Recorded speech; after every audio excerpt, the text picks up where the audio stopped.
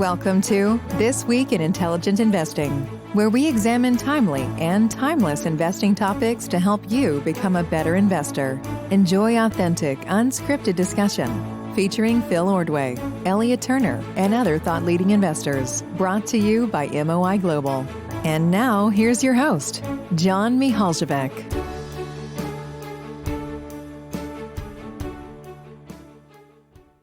A warm welcome, everyone, to a new episode of This Week in Intelligent Investing. We have a great discussion ahead with Elliot Turner of RGA Investment Advisors and Phil Ordway of Anabatic. So let's get right into it. Elliot, I will go to you first. Great. Thank you, John. Hello, everyone. So this week, what I want to talk about is this idea of small companies competing against larger, better capitalized ones. And specifically, I've been thinking about this a lot through the years because my book has ended up in a decent amount of positions where one of the key pillars of the bear thesis or the risk side of the ledger has been when, where, how will the inevitable competition from whether it be Facebook, Amazon, or Google hurt the business. And, I've seen this emerge time and again, where, it could be as simple as there's just one headline of these companies, these big companies musing about entering a business, and the stock that I'm involved in takes a meaningful hit in a given day. But over the long run, one of the things I've noticed is that while these things matter a lot in very short time frames, over the long run, there hasn't truly been a big impairment of, by and large, most of these businesses from having competed with the large ones. And very recently, I was on a call about Roku. Obviously, sorry, I can't help bringing that one up, but it's very special to me. Was on a call about Roku, and it was with one of the early key employees on the platform side of the business. And he had a very interesting insight. He said that Amazon starting to compete with them in creating a CTV platform was one of the most importantly good events, consequentially good events to have happened for the business.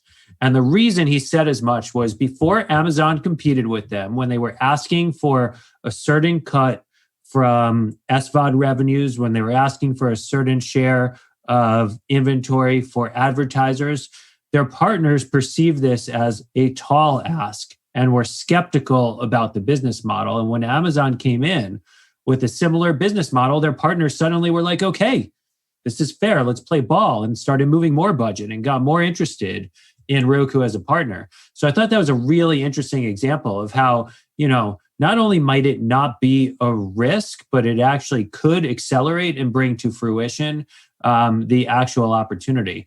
And in that sense, it's confirmation that perhaps some of these companies are on to interesting things. So, by and large, I mean, when I count right now, I have about 8 positions in my book that either right now or somewhere along the way, it was said that they are competing intently and mightily with some of these bigger, more well-capitalized players.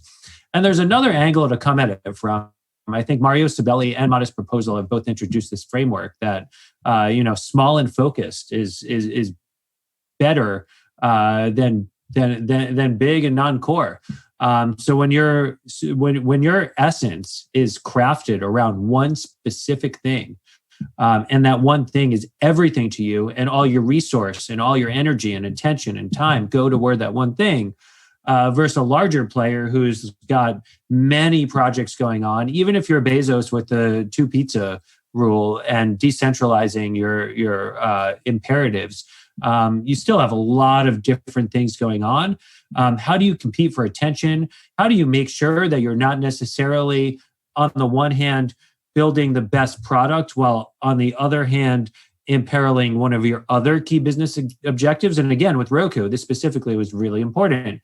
One of the biggest drivers for Roku several years back was when, Amazon was doing good things to build CTV, but Amazon didn't have YouTube on, and Prime TV wasn't available on Google devices because they were fighting more on the content side than the hardware side, but it really imperiled their ability to compete in the hardware side. So even if you decentralize your management structure, how do you make sure that your institutional imperative is aligned to kind of attack this one area that you want to grow in?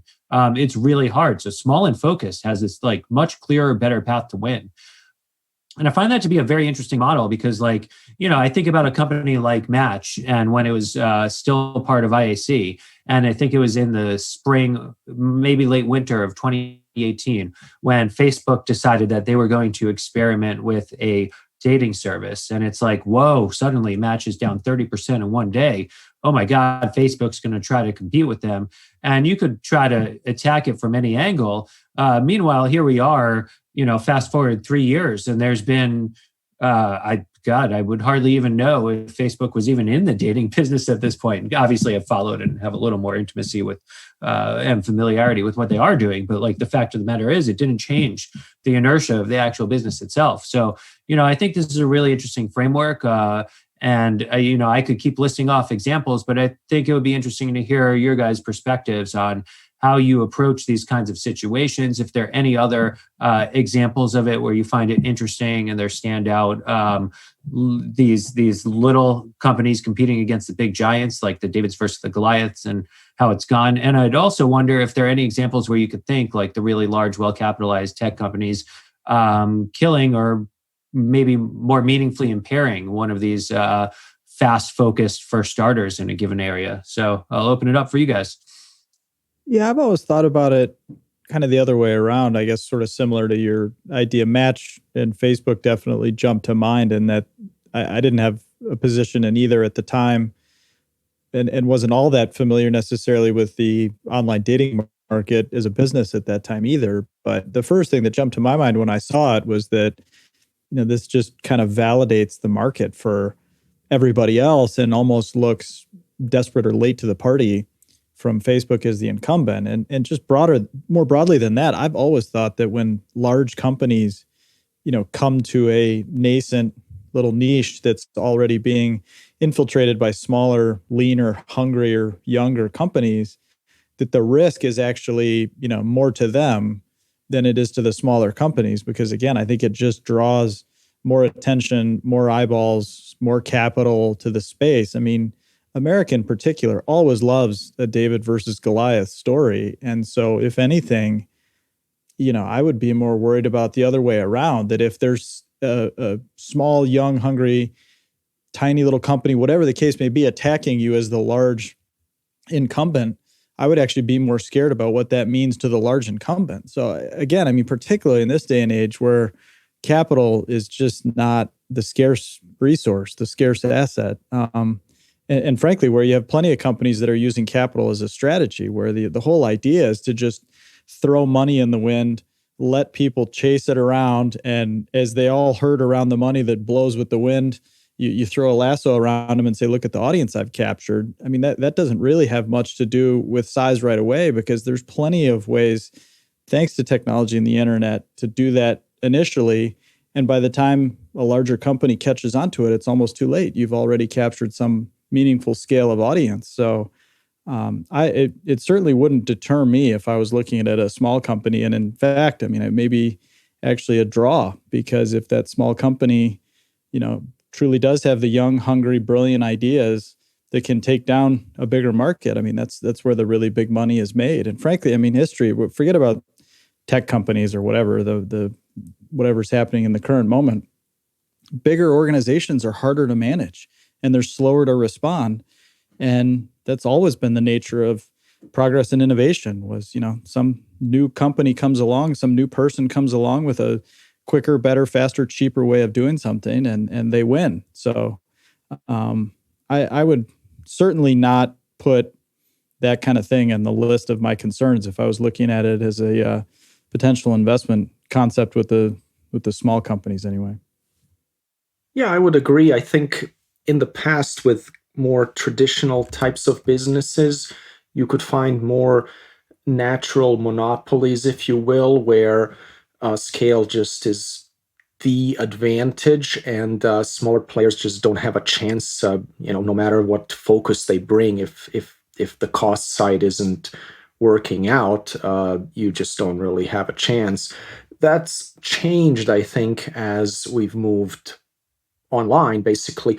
I still have some questions. Like, I didn't really believe that you guys mentioned dating sites, that a J-Date or a Christian Mingle could be really successful, because I felt like, kind of going back to that John Chambers quote, that anytime a horizontal business model meets a vertical business model, it's the horizontal one that wins out.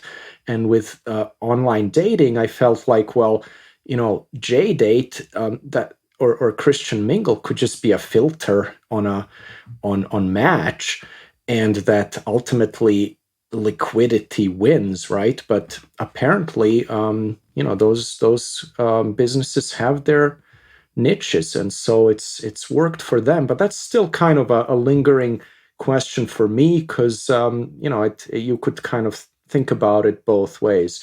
And then, Elliot, to your point, I mean, just the classic example, Zappos versus Amazon, right? Amazon ultimately had to buy Zappos because the focus won out there. Or I remember when Disney Plus was being talked about, everybody was concerned for Netflix, and what we found out is that actually it has no impact. If anything, it's kind of positive, because it conditions people that that's the model, and they should be willing to pay a monthly rate to watch stuff online. So, and I also kind of like to think about a focused player in an internet world can just use that screen real estate more effectively and in a more targeted way than an unfocused big company. And if you're looking for that one specific thing, when you go to the website of a smaller player, you're going to see everything tailored to that thing. And it's not going to be like on Amazon, where you have to fight your way through all kinds of generic stuff to try to get to the actual stuff you're looking for. So, yeah, definitely think, Elliot, you're onto something there. Yeah, to answer your second question, or your other question, Elliot, more directly, I'm sure there are examples of larger incumbents choking off smaller incumbents, but I think it's way more of a risk in situations where access to capital, or the ability to perpetuate the competition, is more of an issue. I mean, again, I think if it's worth the time and attention and effort and capital of the large incumbent to attack the small upstart, that means the small upstart at least has something viable. And if the small upstart has something viable with the promise of any potential size down the road, and that seems to be completely validated by the large incumbent's attention, then it's kind of hard to imagine the small upstart not having access to more than sufficient capital, whether from venture funds or otherwise. So it just seems like less of an issue today than maybe it used to. I mean, again, I think it probably was more of an issue, say decades ago. But I will say one other issue where it's very relevant, and this gets into some of the antitrust arguments against the large big tech companies, is where they are buying their competitors. And, I guess that when Instagram was purchased, it was like, all right, here's $1 billion, take it or die. And we're going to come after you. We're going to compete against you. And so look, Instagram chose to take that, and it turned into an unbelievably good acquisition for Facebook. The counterfactual would say, there's nothing that was going to stop Instagram from still being really successful, and their direct tie to Facebook wasn't necessarily the magic sauce or the thing that unleashed all of this growth and value that Instagram's gone on to create. So, but anyway, I'm not opining at all on the merits of the antitrust arguments. I'm just pointing out that there are plenty of examples of large incumbent tech companies and large incumbent companies in every industry going out and just buying any potential upstart competition to thwart it right there. Not necessarily to really add much to the incumbent's business, but really just to play defense and stop it cold in its tracks. And, it's a strategy. I don't think it's necessarily all that effective, but I certainly couldn't prove it definitively or quantitatively. Well, that's a really interesting line of thinking too, and I think timely. So, I mean, with Instagram, by the way, I'm quite familiar with that backstory. Twitter would have bought them. Facebook came over the top and made a more compelling pitch. Sure, but if Instagram had stayed independent, don't you think they would have still been pretty successful? Yeah, absolutely. Although maybe they would have existed in a different way, but yeah, I do think so. The example I was thinking in a timely sense is of these incumbents acquiring the upstart. Just look at what the FTC did to the Visa Plaid acquisition this Yeah. past week, Yeah. right? You know, Visa recognized that they had a challenge from all these incumbent apps, and people were moving around money in new ways.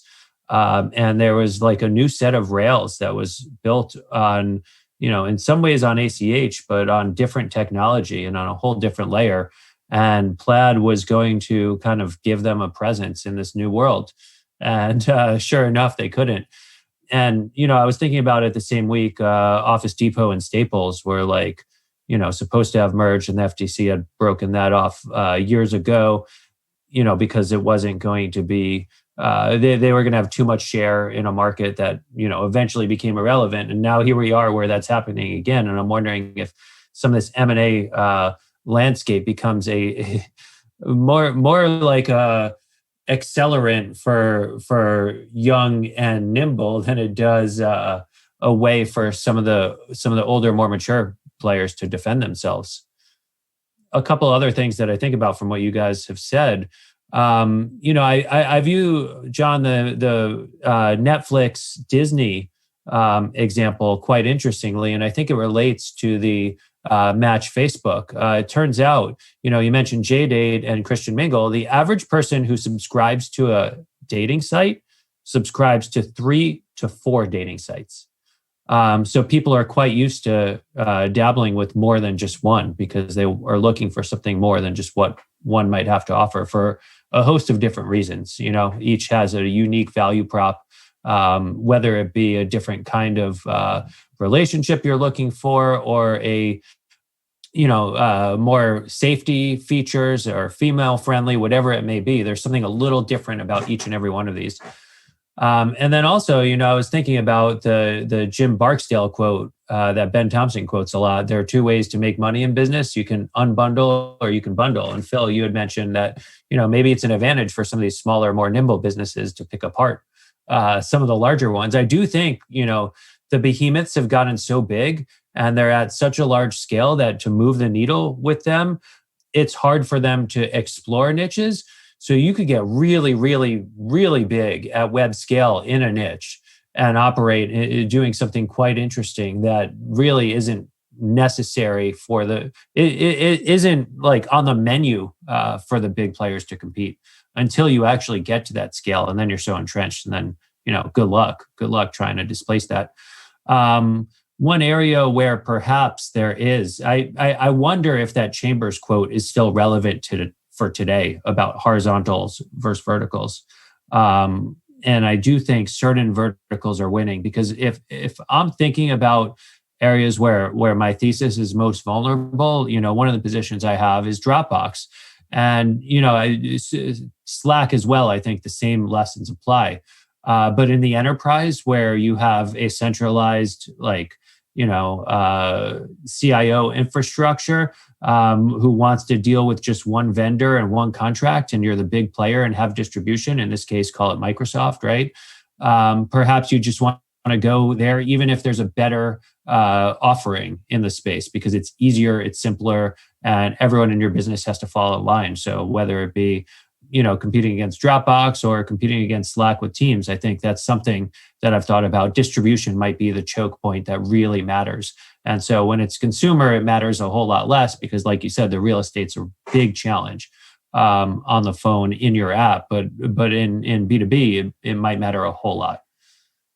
Yeah, and I should add too that I think just because you have some disadvantage being big as the incumbent and the associated size and bureaucracy that can come with it, there are ways to fight it, right? And I think Amazon, you mentioned, has done as good of a job in that regard as you can. And whether it's the 2 pizza rule, if you want to be informal about it, or just extreme decentralization, where people are empowered to make decisions and run with things, and you disagree, but you commit and you let people try things and you fail a lot. And, Google lets people work on Alphabet, lets people work on all sorts of side projects on company time. So, there are ways to fight this, and there are plenty of associated resources that come with it. Have all sorts of facilities and access to ideas and access to, infrastructure and intellectual property and all this kind of stuff. So it's not to say that there's an outright disadvantage. I just think that true disruption innovation is hard to predict in advance. And if you look at it over time, it tends to come from smaller, nimbler, hungrier organizations rather than, big successful ones. So, but again, what we're seeing right now is probably a continuation of the longest period of dominance by large companies that we've seen in a long, long time. So, maybe those rules are up for grabs a little bit more than they ever have been. I guess we'll have to wait and see. And there's definitely something different going on with the large players now too. So, I can't remember exactly which week it was, but when I introduced the breakup of AT&T as a topic and what it means for some of these players, I do think there's some sort of unlock to be had on the innovative front if they were in their own right, kind of a little more focused and each had their own institutional imperative to do what they needed to do, had their own essence in any given area. And that was like the promise behind Alphabet when Google went to that structure. And I was just having a conversation the other day with a friend, like, wow, it's like almost really disappointing because they went to this structure, said they're going to decentralize their respective endeavors and centralize capital allocation. And they like directly invoked Berkshire in describing that model. And I feel like they haven't done any of it. And they've actually I don't know, maybe almost been worse in pursuing some of these like opportunities where they should really be very strong. Elliot, I'm curious, what would be your advice to a smaller company going up against a giant in terms of winning? Is it focus, specialization? I mean, does it depend on the industry? What is there a formula for success if you're small? Yeah, I think the key is know your essence and don't define yourself vis-a-vis the large player, because that's definitely where I kind of diagnosed Twitter's problem early in its incarnation as a public company. Like they didn't define themselves as Twitter, what they could be. They defined themselves vis-a-vis Facebook. And so, I think there's this allure of trying to position yourself like next to the big players, but really forge your own independent identity and make it very clear. And make sure that everyone in your organization buys into it. But I think that's sort of like, I do think to an extent it's advantageous in these companies to view it as a battle with the bigger players. It builds unity, it creates an identity, it gives you like goals and objectives that you could, judge whether you're winning or not. So I do think there's something to be said about like building a culture in that sense. Like that's really important. Don't get lost in that way. And yeah, the Roku quote was really interesting to me because, I think there's something to be said about like engaging with your customers when the bigger players do try to compete with you, and make sure you're very, very intimately familiar with what your customers want and how best you could service them and what you could give them. So don't lose sight of that. Like let that be your North Star at the end of the day. Curious what you guys might think would be helpful there. Yeah, I guess I would say that one unabashed benefit of ubiquitous information and instantaneous access to all the world's knowledge and the various, technological stacks that have been released in the past few years or decade or so is that it's never been easier to start small and scale without incurring the kind of crippling operating losses and capital burn that were the hallmarks of a lot of entrepreneurship in prior generations. So if you have something that you think works, there's really never been less of an impediment to make it work. It's not to say it's easy. It's not. It's never been easy. It never will be easy. And it does kind of raise the issue of, the paradox of skill, which is that because so many people are trying, it's going to make it harder for all but the superstars to emerge.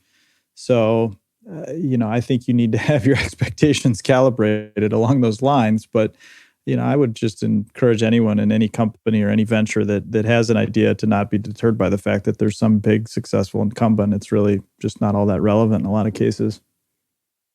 Yeah, and I would say, when it comes to making, let's say, your customers feel special, every company, no matter how big or small, usually has one CEO, and that person has a certain amount of time at their hands, and that's not scalable. So, a CEO of a small company might be able to call a customer that a CEO of a big company could never do, and therefore that customer will feel more special when it comes to the smaller companies. So you kind of have that advantage, I think, that you can just go the extra mile when it comes to customer service and those kinds of things as a smaller company.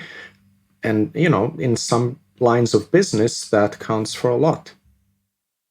Yeah, totally. I think that's like really how a lot of these companies win. They're just so much more focused on their customer, make sure their value prop is like that much better. And they do like generally kind of give some sort of consumer surplus. So they don't try to squeeze every penny out of their customers.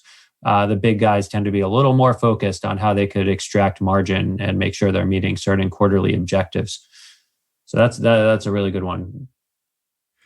Yeah, and one thing just that comes to mind on the content platform side, we talked about Netflix and Disney Plus a little bit. And I remember even John Malone saying, Netflix is so big and so dominant that the other guys just don't have a chance, except for maybe Disney Plus and I don't know, somebody else perhaps. But really, what it is, and I think all of these platforms trying to produce original content is a nod to the fact that it really is not the scale that's the ultimate advantage. It's the uniqueness of certain must-have content. I mean, you could have a platform that's very small, but if they have just one piece of must-watch content, that's enough to get people to sign up for that. And so, I find that kind of interesting that actually you really just need one piece of content that appeals, and it may be a really niche type of content, but, it kind of goes against what a lot of people believed was going to happen in that space, where there was going to be just one winner that has all the content, but that's not the case. That's so true, because I think about this with my wife and I the other night. We had watched The Office a lot before bed on Netflix. And obviously, you may or may not know, The Office has gone exclusive to Peacock as of this year. And once you get past, I think it's season 1, you have to subscribe to get further seasons. And so while there's not much I want to watch on Peacock, I really do enjoy The Office before bed. So, on the Roku with one click, subscribe to Peacock. But it does then give the company the right to try to get you to attach to something else. So like you win the customer with that one thing, you fight churn by ensuring they attach to something else. And so, that's your wedge to get in, and it gives you the right to really experiment and try to find something else that works. So definitely think there's some truth to that. And I do think as people get more open to the idea of subscription as a business model, and that's how all these things are moving, I think people are a little, they don't think of their total budget. They're like, is there value for what I'm paying for this? And they go for it. So leave a lot of surplus room. But that's like the essence of a bundle, right? You pay for the one thing you want. You get 10 things you don't want. Maybe you pick one out of those 10 down the line to become part of what's your core offering as well. Yep, well said. Well, let's move on to our second topic of the day. Phil, over to you. Sure, thanks, John. So I actually have a running list of topics that I wanted to address at some point, and over the course of the last week decided that the one I would pick for this week is, for lack of a better word, the art of BS detection. And I know this is a family podcast, so I'll try not to spell out BS, and we'll use from now on baloney. So for anyone who's not familiar with that particular idiom in American English, it means nonsense, or something that a person is saying in a kind of an obtuse way to obscure the uglier truth. So it's kind of promotional garbage, promotional nonsense. So I think as investors and as we've all seen as citizens, it's important to decide what to believe and what not to believe, and to how you go about doing that is actually really crucial as well. And so I've got some reading recommendations that we'll include in the show notes. I think the first thing that turned me onto this many, many years ago was in my former life when I had to do a lot of short selling. You're obviously looking for things where management and companies are promoting a version of the truth that is just not realistic or it's outright fraudulent. And so the best way to learn those tricks is to study things like the great book Financial Shenanigans and learn the ins and outs of accounting manipulation, but also to study just great histories and case studies. More recently, things like Theranos, the book Bad Blood's excellent. I think we've talked about that.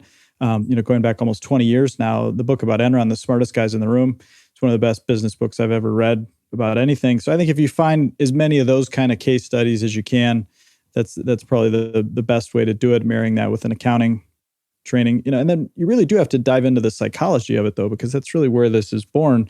I've always referred back to the Richard Feynman quote. He's an imperfect guy in a lot of ways, but just an absolute genius in many. But maybe one of his best insights that's resonated with me anyway had nothing to do with physics. And it was this quote that the first principle is that you must not fool yourself, and you're the easiest person to fool. And when I read that the first time, I don't know when that was, 15 years ago, maybe, it didn't really sink in. I just didn't grasp it, but it's really hit home over the years. And so I think if you dive into some of those kind of psychological principles about why people believe things that they shouldn't believe, it all has psychological implications. I mean, I forget which Greek philosopher it was that said, what a man wishes, that he will also believe. That certainly applies to investing, right? I mean, if I'm inclined to own something, that must mean that I think it's going to go up in value, or at least up in price. And so if I'm inclined to wish that it were to go up in value or up in price, I'm going to believe that and all the evidence that comes with that and ignore all the evidence that may show me that I'm wrong. So studying that sort of psychology, really doing a deep and thorough examination of Danny Kahneman, Amos Tversky's work, and reading Thinking Fast and Slow, kind of the classic treatise there, reading The Psychology of Human Misjudgment, or listening to that lecture. I think those are probably the most powerful prescriptions you can possibly. I mean, some other off the beaten path things that I might recommend. If you read things that are skeptical but not cynical, I think that's a very important distinction. So we need to have this open, active, aggressive open-mindedness. And so you can do that with humor. I mean, I think Where Are the Customer's Yachts by Fred Schwed's one of the best investing books ever written. And if that doesn't teach you to be skeptical, I don't know what else would.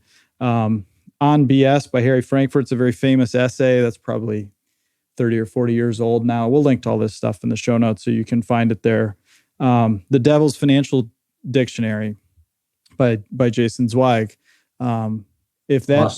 Yeah, if that doesn't teach you how to read something presented to you in a pitch book or in an S1 or a prospectus or whatever, and just pause to read something 2 or 3 times if it doesn't make sense or isn't presented in plain English, I don't know what else will. And so anyway, the reason I chose this topic this week was actually, I just finished reading a book by Scott Galloway, who's a now pretty famous celebrity business school professor at NYU. He's got a pretty famous blog, No Mercy, No Malice, which I've read from time to time. I kind of skimmed his book, The Four, on the big tech, I guess the 4 horsemen of the apocalypse, Google, Facebook, Amazon.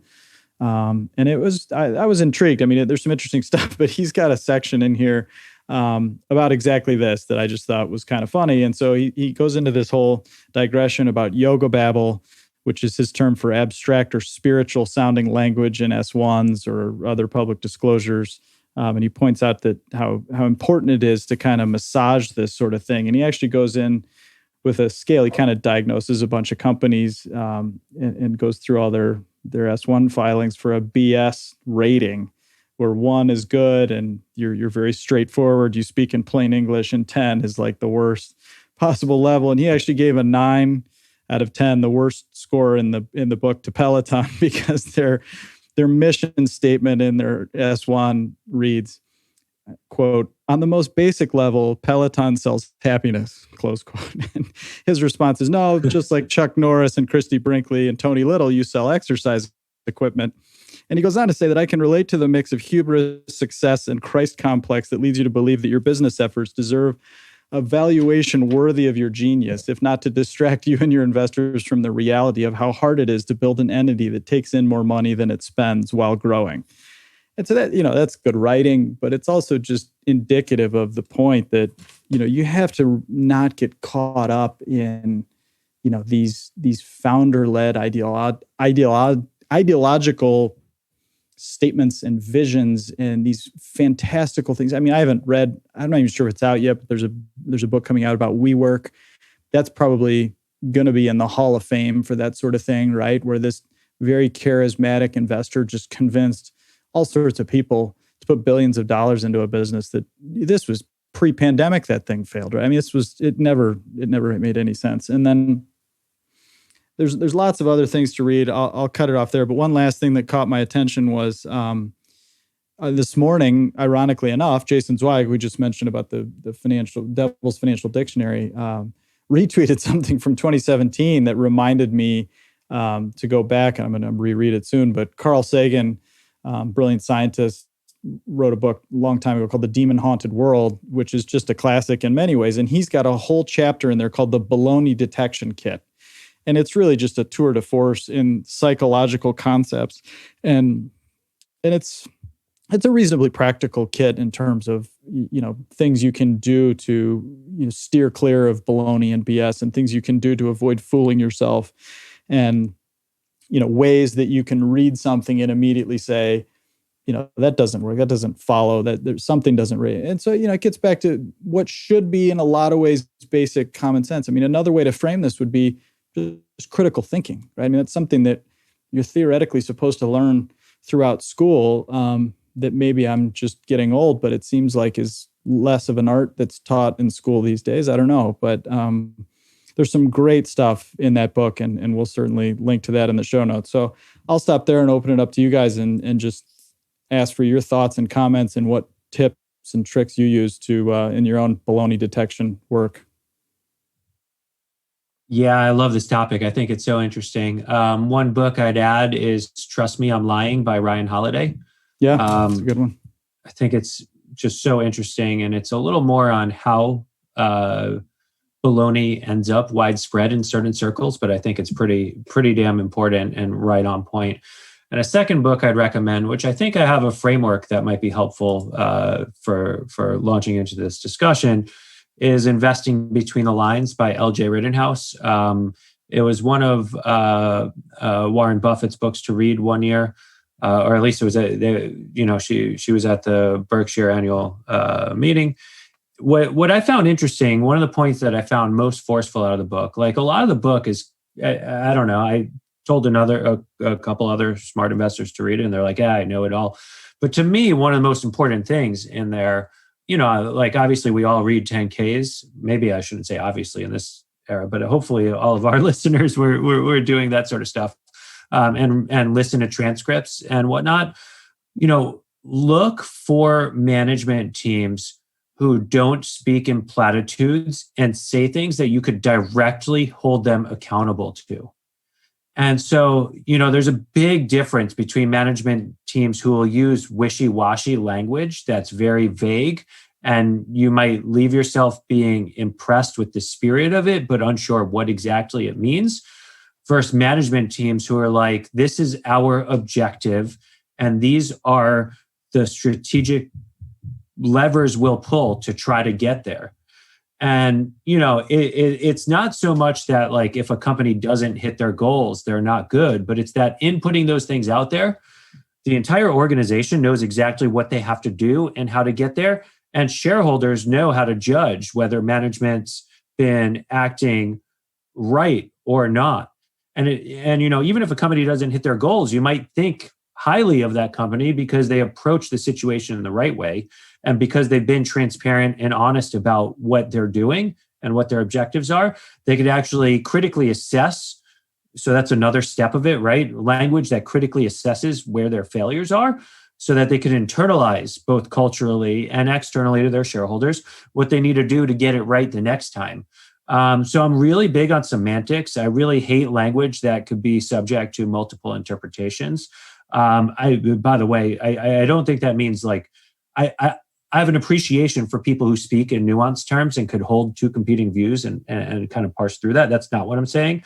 I'm saying like avoid platitude kind of stuff. Like Phil, that oh, my God, that Peloton mission statement. What does that even mean, right? Like, Well, that's so insane. that's actually one of the things in Sagan's baloney detection kit is that anything that's untestable, unverifiable, unfalsifiable is just useless. As a hypothesis, as a statement of anything, it's just totally worthless. So when you read something like that, yeah, your antennae should go up a little bit and say, okay, what's actually going on here? But you immediately just discount it as total nonsense because you realize like, you can never say that. Like you sell happiness, you can't measure it, you can't prove it, you can't quantify. It's just total nonsense, right? So when you take in that skeptical but not cynical view, and look, I raised this because it made me laugh that he had that in there because we've talked so much about Peloton on here, which is never my intention. I couldn't care less, frankly. I don't have a horse in that race. And he goes on to point out, by the way, that I totally agree. I think one of the more likely outcomes, maybe not the most likely outcome, but certainly a very plausible outcome here is that somebody like Apple comes along and buys Peloton.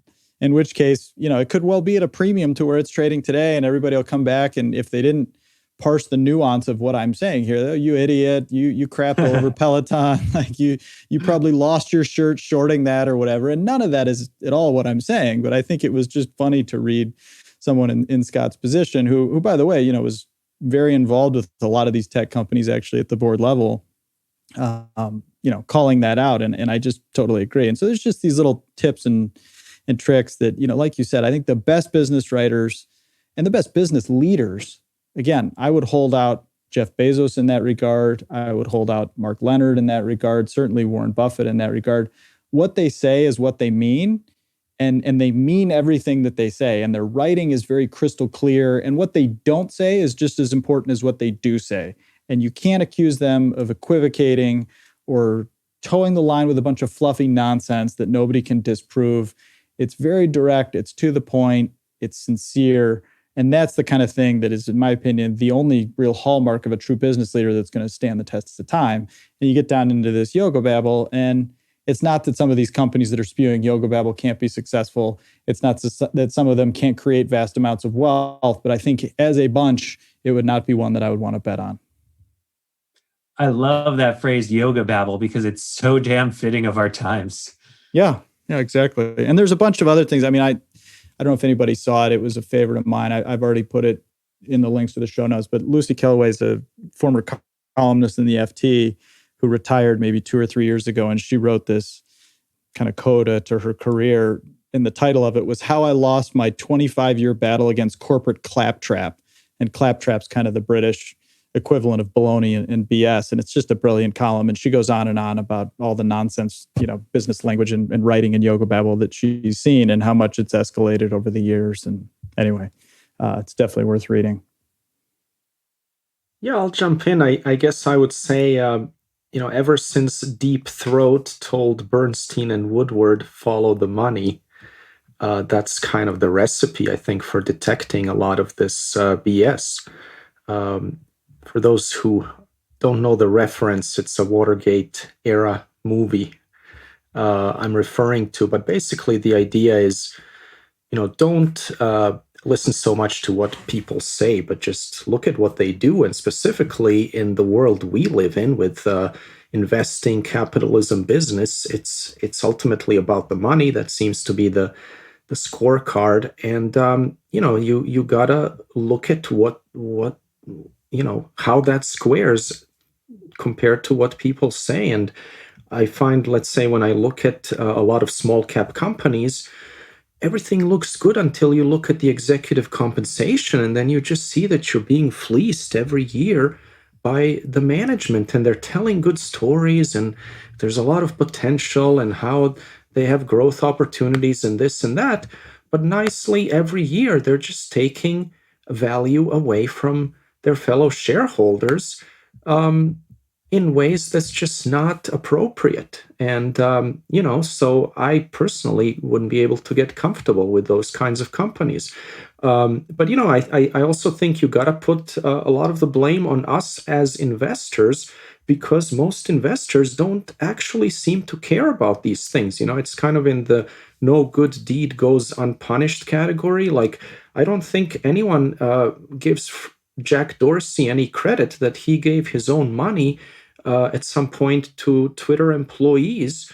And meanwhile, you have Elon Musk basically fleecing his fellow shareholders with his egregious executive compensation, talking a good game about saving the world and going to Mars and all of this good stuff. But when you look at his compensation, there seems to be some other priority that he also cares about a great deal. And then, you've had criticism of him. He's the richest man in the world, has given zero to charity. And then I see an announcement or a tweet by Sal Khan thanking Elon Musk for donating 5 million to Khan Academy. I mean, think about it, 5 million.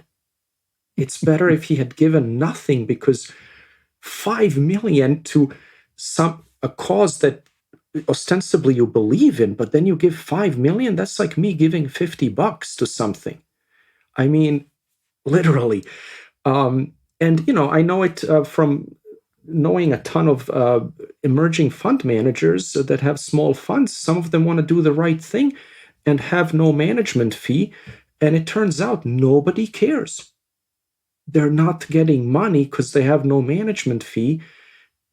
So it's kind of interesting how the world works, and everybody has to have their own BS detection kit, I guess. One last point I'll say is it seems in the markets and in business, the way things work now is you can basically do anything as long as you disclose it, right?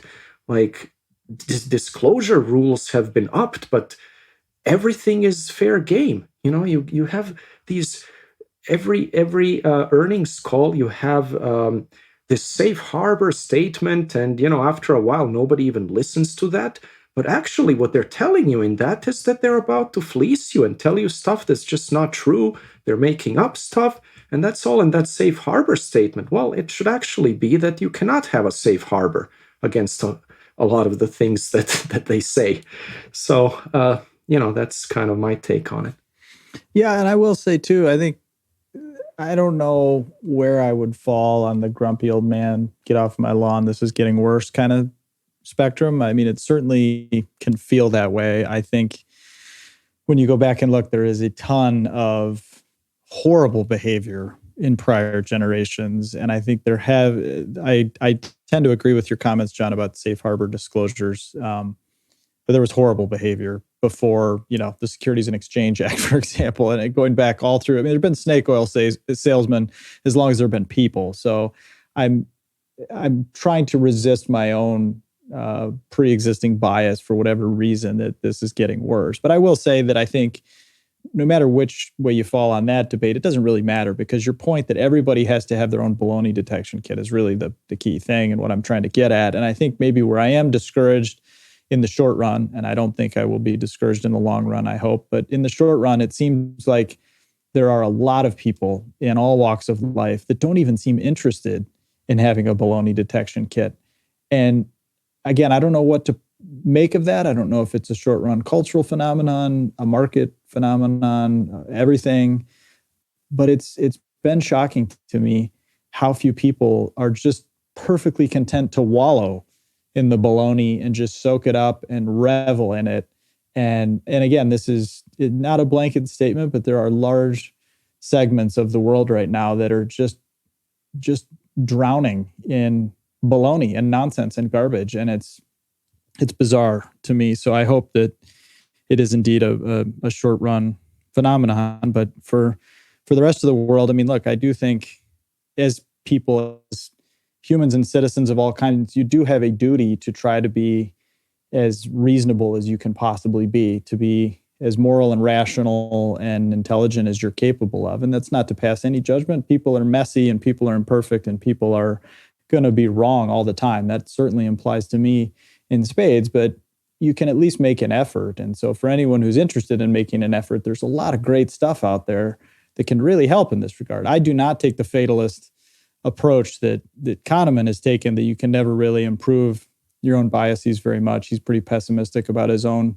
biases in that regard. His late colleague Tversky was not. He was much more optimistic in that realm. And I think some of the literature, it's it's unclear, but it would say that there is room for progress there. And so if there is any room for progress, I don't think you could do yourself any harm by studying this stuff and trying to get better. And thanks, Phil, by the way, for mentioning that I sound like a grumpy old man. So I was saying I sound like a grumpy old. I was talking about myself more than no, I get it. But no, you make a good point. And actually, I don't think it's getting worse over the long term. I think it's just consistent with human nature, which basically has stayed the same over a very long time. I think what we are witnessing now is kind of an episode in the market that's made a lot of things worse just because of where we are in the market cycle. Yeah, I was going to say, I think it's a cyclical phenomenon, and I don't just mean like in markets as well, but like socially. And there are certain times when there's just way more opportunity to pass BS by people than others, and there's certain characters who are far more willing to poke at those opportunities when they arise. So when you come out of a crisis of any kind, people tend to be a little more, I guess different kinds of crises. There are certain crises that unify people and kind of open more paths to this kind of affinity-based hucksterish behavior. But, after a financial crisis, it's a little harder to fool people on things like, in the wake of Madoff, people were inherently far more skeptical, wanted way more transparency, and wanted very different kinds of relationships with the people they were handing their money over to than before. But as you get, we're 13 years past the unearthing of that, it seems like behavior starts getting a little looser again, and people throw their money into like some crazy SPACs that I won't even go there. But I think you see the general, what I mean. Like this stuff does have a cyclicality to it. There are degrees of vulnerability that are not persistent across time, but at all times there's some angle that people who want to exploit are ready, willing, and able to. I think that's one of the most important parts of our job, like trying to detect the BS out there and not be fooled like twice by the same kind of thing. And John, you mentioned small caps. With my very first presentation at Manual of Ideas was IMAX, and I said one of the bullet points of risk was management. And sure enough, they delivered on like everything I thought for the next 3 years in the business. But management did one thing, patted themselves on the back, and gave themselves an option grant that was more than the entire net income they generated over those prior 3 years. And I was like, oh my God. Yeah, that was a risk, and so they did it to my face, basically. And, that was definitely a formative learning experience for me. But there's all kinds of that behavior out there. And it happens for various different reasons, like who knows exactly why, but we have to have our antennas up. And I love, Phil, what you said about being skeptical, not cynical. I think that's a really important distinction. And I think a lot of people fancy themselves skeptics, but end up cynics. And, you miss out on a lot of opportunity if you are cynical rather than skeptical. And so that's definitely an important line to draw.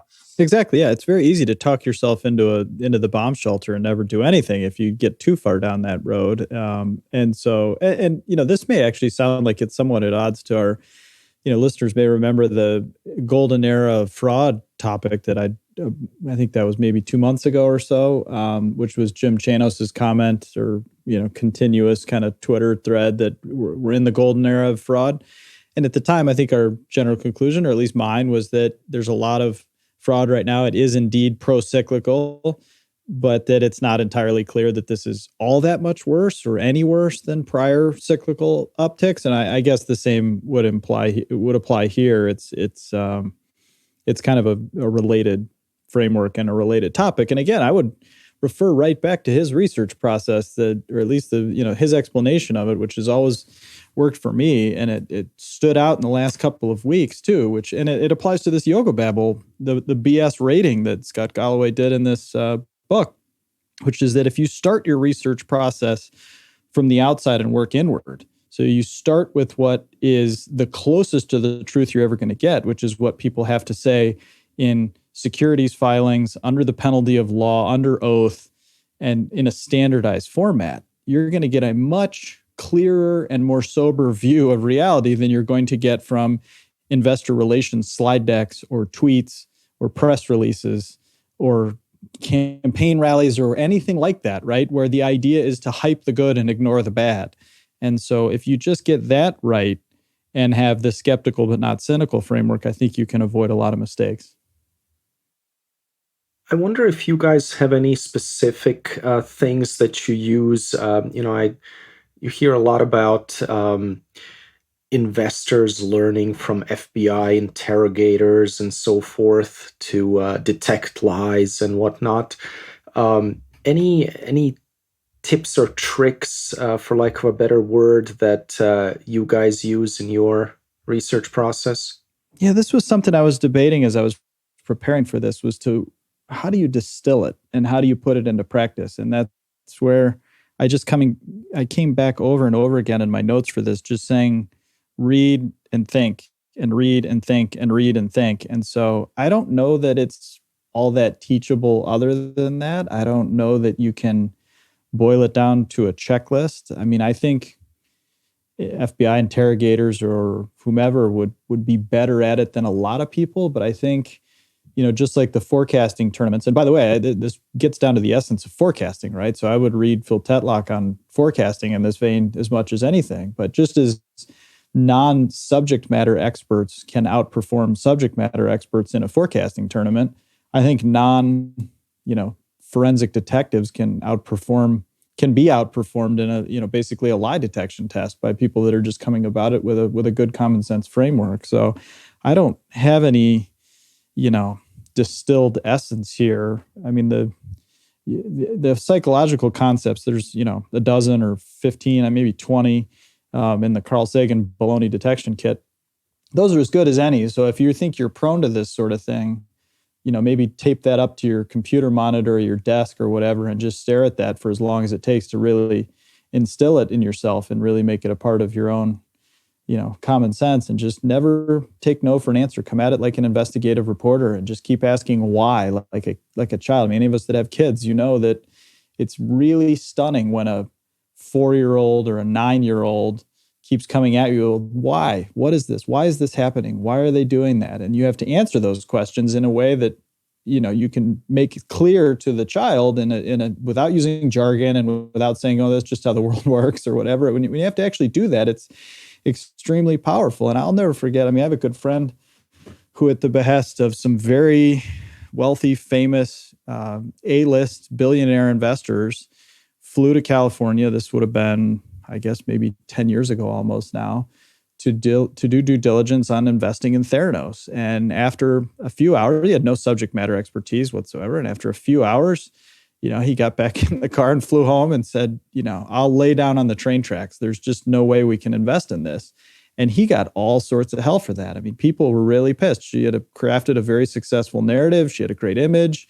It checked all the narrative boxes, but it failed all of these baloney detection kit tools, right? There wasn't a single one of them that would have done anything that throw up a huge red flag after another. And he just said, look, the risk of missing out here is real, but it's vastly outweighed by the risk of putting money into this thing when we can't answer even these basic questions. And it really made him unpopular for the ensuing number of years until the lid kind of came off of that thing. But, that's what we have to do in all walks of life, not just investing. So that's how I would approach it.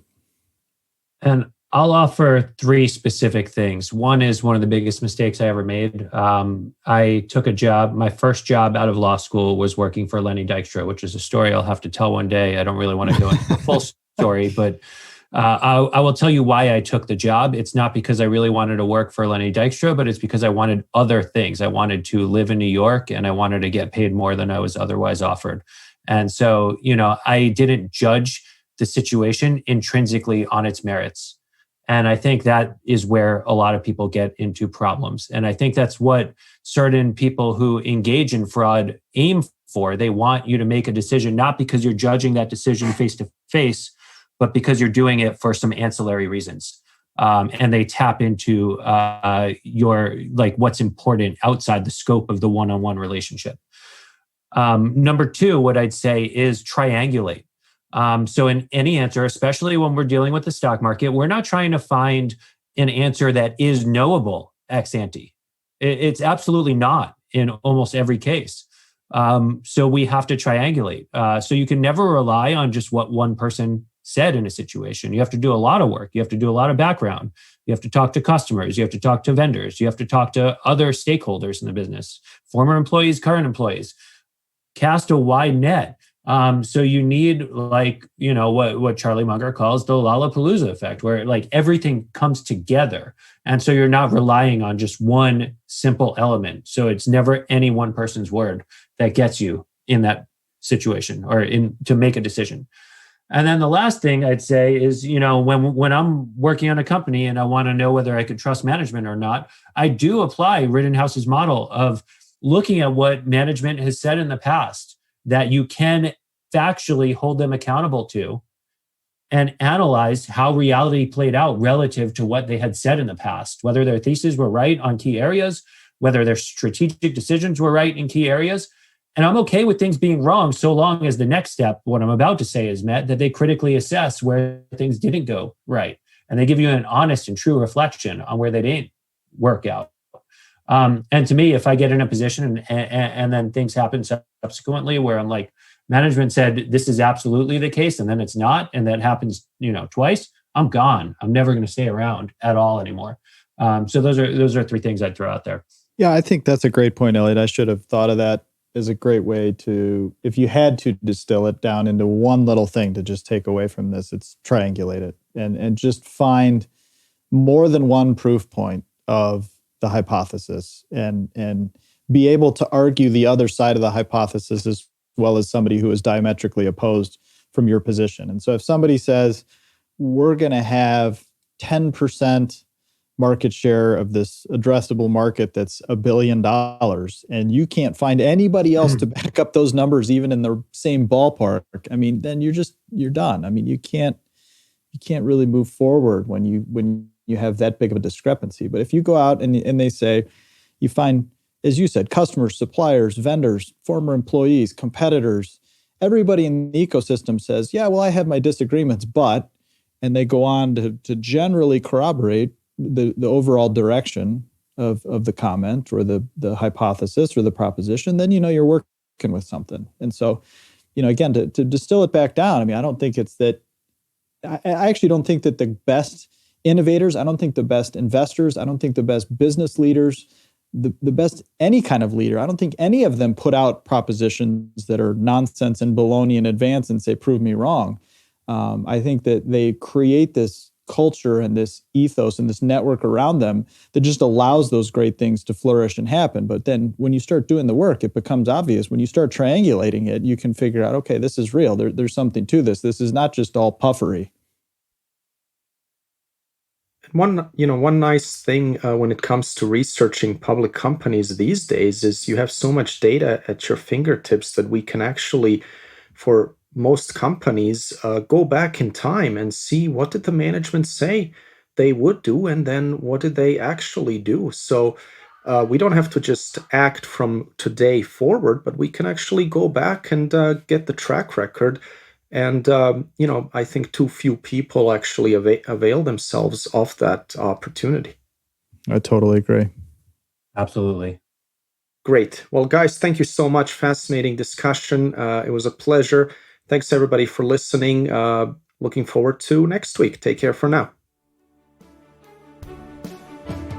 Thank you for listening to This Week in Intelligent Investing, brought to you exclusively by MOI Global, the research-driven membership organization. Learn more at moiglobal.com.